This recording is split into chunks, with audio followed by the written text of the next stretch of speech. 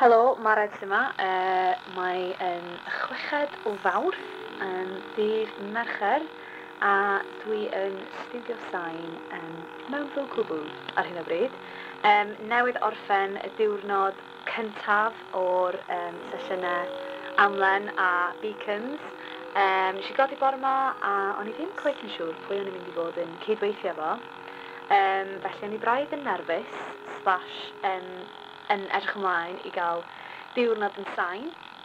Am y bore nes i just sort of nŵdlo ar y piano, trio cael syniadau, ddim wneud gormod achos o'n i ddim isio sgwennu can heb cydweithiwr. A wedyn mi gyrhaeddodd Hedydd, a dwi'n wedi cyfarfod Hedydd yn iawn tan heddiw, felly oedd o'n lyflu cael cwrdd efo, a Simon hefyd.